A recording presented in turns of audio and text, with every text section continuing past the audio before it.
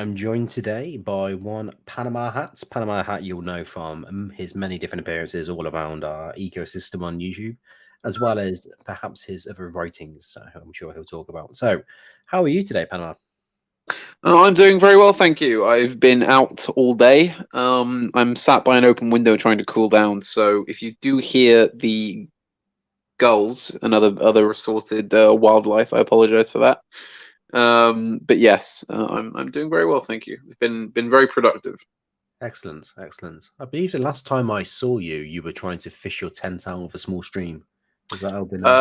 Yes. Well, but of course, the amazing thing about that was that the tent, um, you know, it's still very hard wearing. I still have it, and of course, the water didn't get on too much stuff. And in fact, I think had I actually left my bag of clothes and such in the tent, it would have stayed put. But yes, that was I'm very grateful to you and the others for fishing it out of a tree and out of a river before I got there. Yes.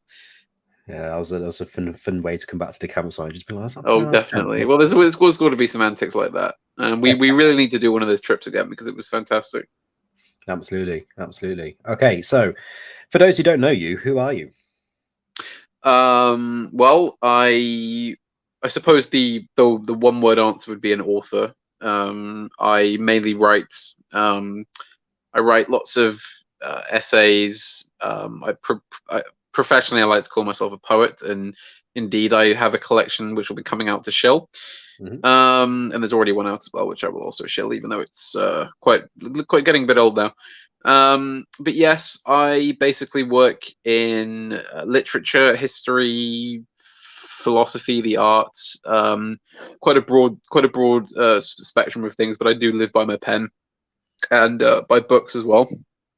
Um, I appeared at the Scyldings event last year, Mhm. um, and got into some heated arguments with various well-known members of the audience, which was great fun. And I'll be appearing there again and hope to do the same.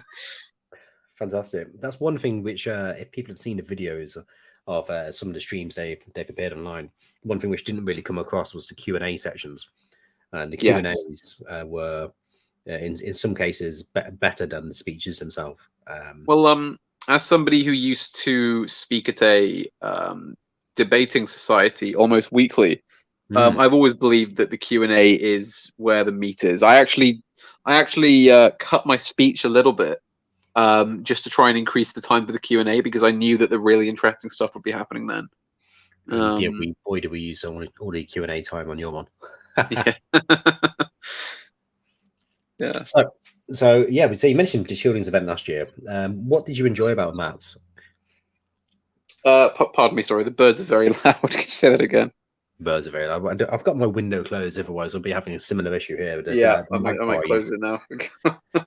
The magpies love to be at my window because there's a small Yes. cherry tree right by my bedroom. So they, Well, I have the issue of there's this small group of pigeons and sparrows that mm, I've taken to feeding. But the trouble is they're getting very entitled. So when I have a day away and I haven't been able to put some seed out for them, or I run out of seed, which they get through at a rate of about a bag a day. It's quite oh, shocking. They literally come up to the window, come up to the door, and they will just beat their wings against the door in the window. Christ. And I have been woken up quite quite quite often at about 7:30, 8 o'clock by these very entitled, noisy birds. So you've truly adopted these.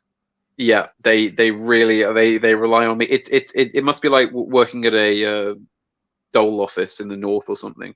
Just endless asking for handouts. Yeah. Oh dear. Well, anyway, moving on slightly from you doing handouts. The Shieldings event last year, then. So we mentioned that you enjoyed the Q&A sessions. Is there I anything else did. that stood out to you? Well, I mean, just the social atmosphere of it. I mean, just being able to see everyone. I mean, because really that was the first in-person event I did in this sphere of people. Yes. I hadn't actually met most of them before. Really, I don't think I'd met anyone. And it was really the kind of first step to this community becoming something a lot more solid and dependable and kind of mechanical. We all kind of came out of the COVID world, and at least for me, I'm aware there were certain things that happened before then, but I think it did kind of set a good tone for what was coming after. I love the location you chose. I love the layout of it and the large spaces, and we had a lovely bar and the dining area, and kind of it was a really wonderful 3 days. I was really quite sad when everyone had to go and we had to end it. Just being able to do that and see everybody and enjoy everyone's speeches and actually have our discussions in person was just fantastic. I mean, it's really what I would love to do all the time if I could. And kind of, maybe one day we'll have even more in-person stuff than online stuff. Who knows? But that's basically what I enjoyed about it and what I'm looking forward to this year. Great. Yeah, so we can in one day have a sort of a gentleman's club somewhere where people can hang out on a regular basis. Fantastic. That'll be an ultimate goal, I think. So you mentioned this is the sort of thing you want to do this year. I will say so. You were one of the contributors last year to the enormous amounts of cigar smoke in the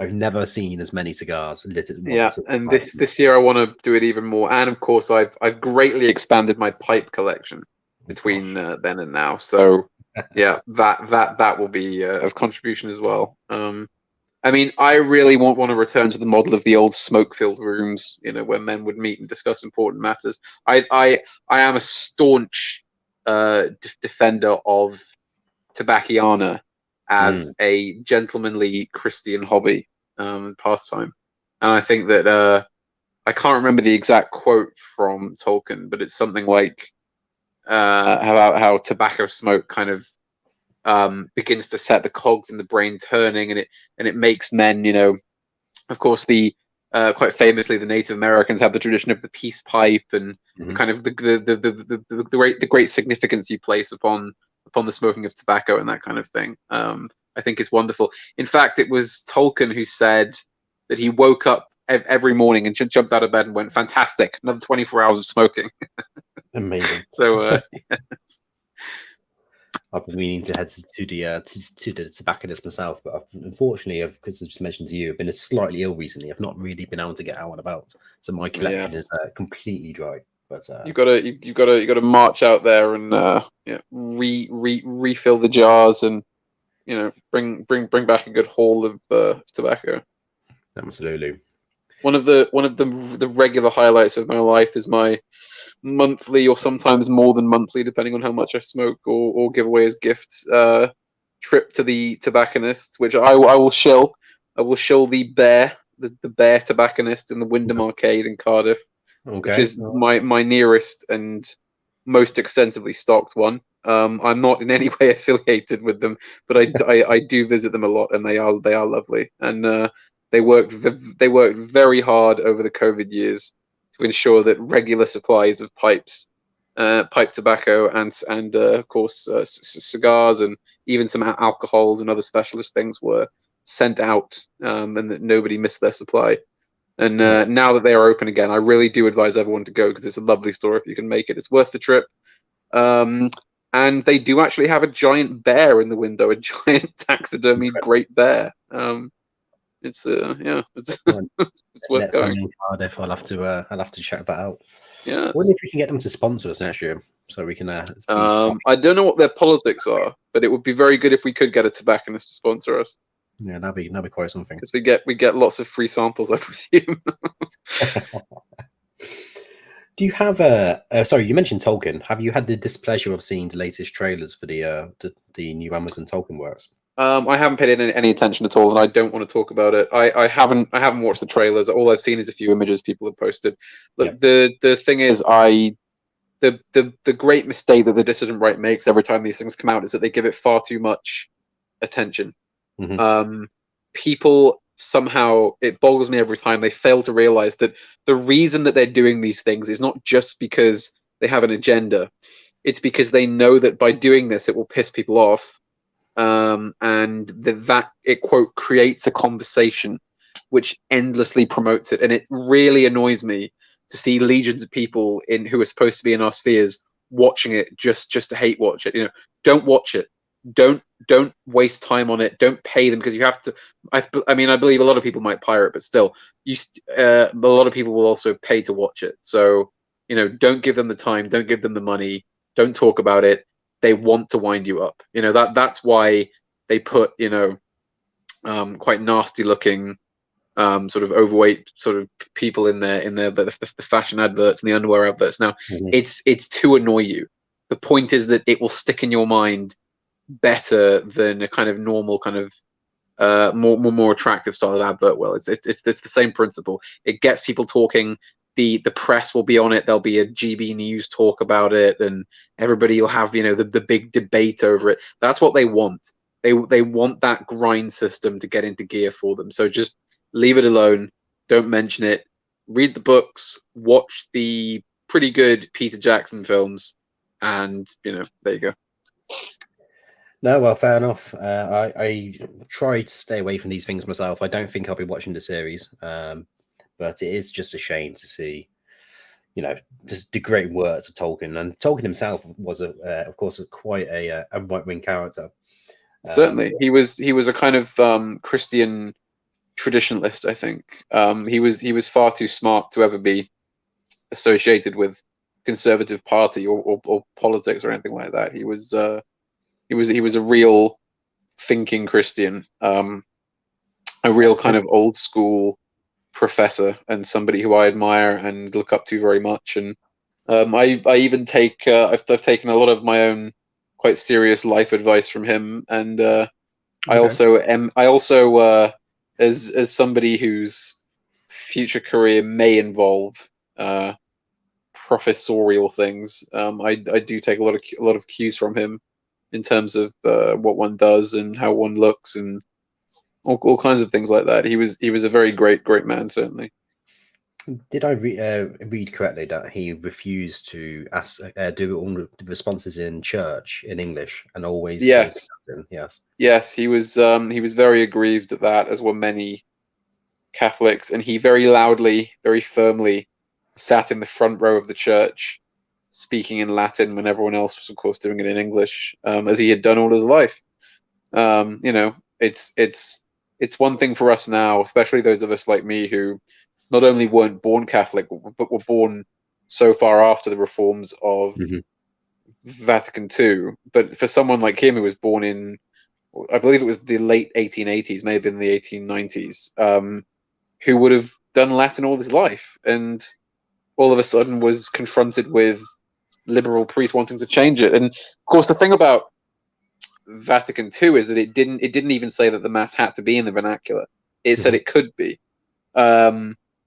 But so of course that even grieved me even more, because there was no force to make it in English. The priests just wanted to kind of get with the times, as it were, which is the worst possible thing for a religious man to do. The whole point of religion is that it's perennial, that it stands the test of time, that it doesn't change to accord the society around it. And Latin, I don't want to get too far off the topic here, but Latin, of course, is the language is the closest to the original language of the church. It's the kind of it is the Roman Church. It's Latin is its mother tongue, and to have abandoned it, as we unfortunately have in most cases, is very sad. And he was right to stubbornly insist that the liturgy should be in Latin. As my favorite oft named Colombian philosopher said, in the vernacular, it is vulgar. Yes, well, we're not going very far off topic at all, really, because your speech last year was talking about this. It touched upon at least this very issue of Vatican II. Yes. So I think we can round back round to what you want to speak about this year. Is it a direct follow-on? Do you have new ideas? What's I'll certainly reference the speech I made. I think because I hope I don't overstep my mark when I think I say that people will remember what I said, or at least remember the arguments that were had. I won't dwell on it too much, because I think this year's topic demands quite a radical change in course. But What I will do is, I think, speak on how exactly we manage our thought and how exactly we manage our action. And I will drive a through line, not necessarily from the speech I gave at Scyldings last year, but Mhm. at a speech I gave earlier this year up in Birmingham, with the Nomos event, Yes. in which I actually said that, well, it doesn't matter if you're the world's strongest man. There has to be a brain that sends the signals down the synapses to coordinate the limbs, right? You know, Mhm. you might have the largest army, but if you're not organized at the top, then you'll lose to a smaller, more well-organized army. I mean, this is a very well-known principle to us. It's been expounded and expounded. You can basically say it's the thesis put forward by Academic Age in his most recent book.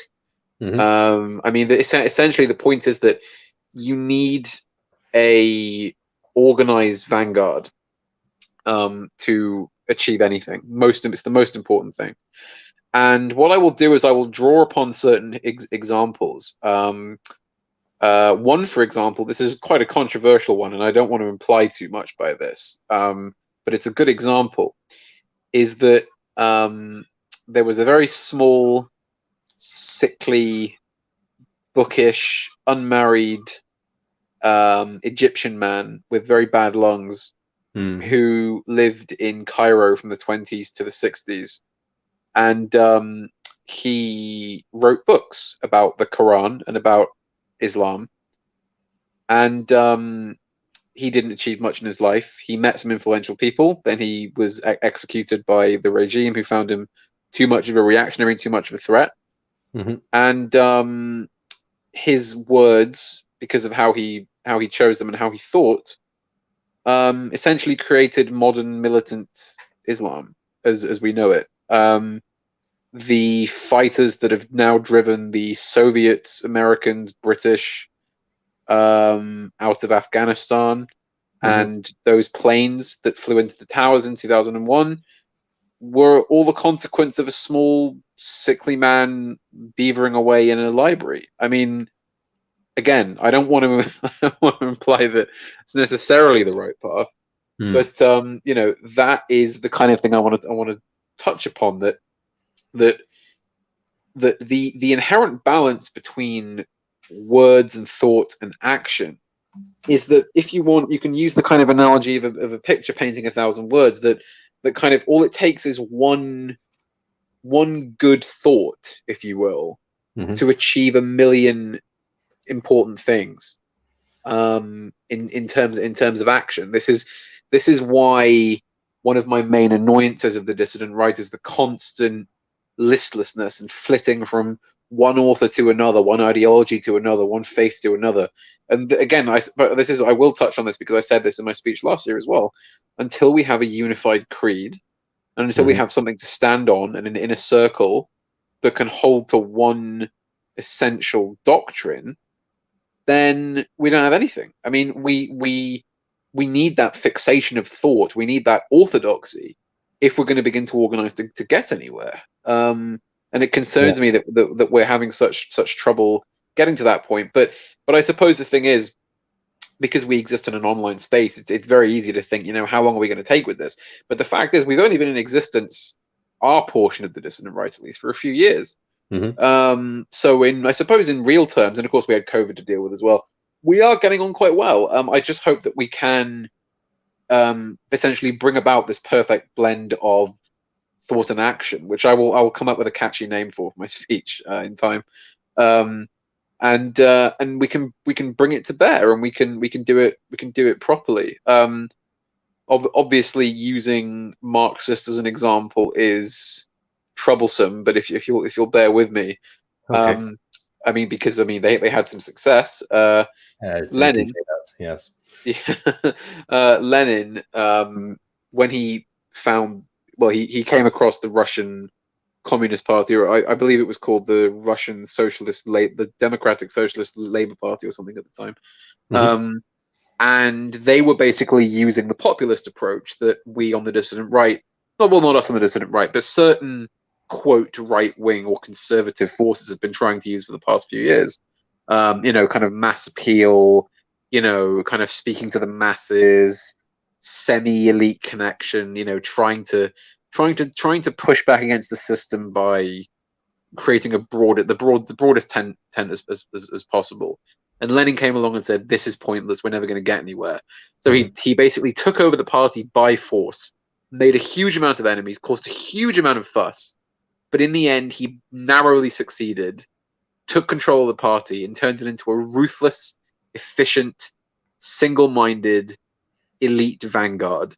And then, lo and behold, he ended up in charge of a large portion of the world, and his mark on history, though I'm sure he didn't achieve all the ends he would have liked it to, is ultimately still felt. So, I mean, it's nothing to scoff at, is it? I mean, and also I would say if people want a really good dramatization of that, there's a BBC series from the 70s. Which is worth watching because it's back when the BBC actually had some power to make quite quality things. And it's called Fall of Eagles, about the collapse of the Russian, German, and Austro-Hungarian empires through the 1800s to World War One. And one of the episodes is about Lenin, played quite wondrously by Patrick Stewart. Okay. Who it basically is about how he took control of the Communist Party and turned it into this ruthless, single-minded organization whose only goal was to take power and bend Russia and bend their part of the world to their own ways. And as I said, Marxism isn't much of a help to us, although I have some thoughts on that, which is a completely different thing. It's worth getting a knowledge of how that works and why he was able to do that, and why it's important that you can't rely on broad church appeasing policies. And I apologize if I'm talking too much, by the way, and we have a limited time here, but it's essentially, I mean, this is one of the main feuds we had last year, because obviously Carl Sargon of Akkad was under the impression that all of our speeches were proposals for how we could appeal to a mass audience of normies, to use that word. And it was a fundamental misunderstanding, because of course practically none of us were arguing for that, because there's no point. We've tried this populist approach. We've tried trying to convince people and argue with people. It doesn't work. I find there is obviously a lot more to what I think, and there is a lot more to the world than this, but in an immediate sense, where we stand and the diabolicalness of the world around us, the only thing we can really say that matters to our point of view is power, and the fact that we have none of it and they have all of it. So that really, in a sense, has got to be the focus in how to fight back, how to climb the rope, how to do something, even if we don't amount to exactly what we would like. We can't stand idly by, because they will come for us. They're getting more and more powerful. They're pushing harder and harder for what they want, and we don't want to wait until it's too late and we can't stop them, and we're in the pod eating the bugs. We can't let it get to that point. There has to be a sense of a true sense of resistance, and people have to really commit to what we're talking about. I think this is exactly the sort of thing that we want to come from the Witan and from the other events that people in our sphere have been doing. Is because to have this. I agree completely when you were saying earlier about the need for the creed. Yes. One of my personal bugbears is, I think, because we are a primarily online movement, the people who tend to gain traction there are what we might call more priestly thinkers, right? So they're all interested in making their own unique ideas and insights. It's my personal opinion, at least, that we've got quite a few good ideas already.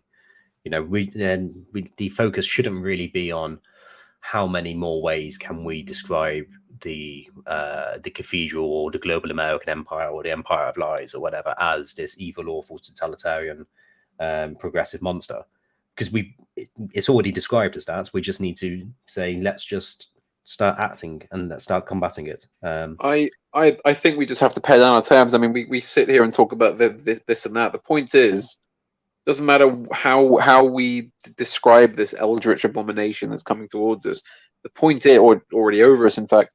The point is that if we don't, it's going to take everything that we have left, and we don't have much left. Mm-hmm. And it's not going to let us do what we're doing now. And we have to act with a sense of urgency. And this is why I was so keen in my talk last year to bring up metaphysics and the idea of something just beyond the material world, because I'm limited to what I can say on YouTube, but you have to have people who are willing to go above and beyond and believe in something greater than themselves and something that transcends. And it's why, I'm keen to keep, I'm obviously quite a traditionalist Catholic. There are many Christians and other things but basically the point is that there has to be a belief in something higher, or a belief that is stronger than just things are bad, at least among us as a vanguard, or at least that's my thoughts on it. But this is what I want to expand on in my talk, so I won't say too much more on that. Okay, well, hopefully this conversation has whetted the appetite of the people listening.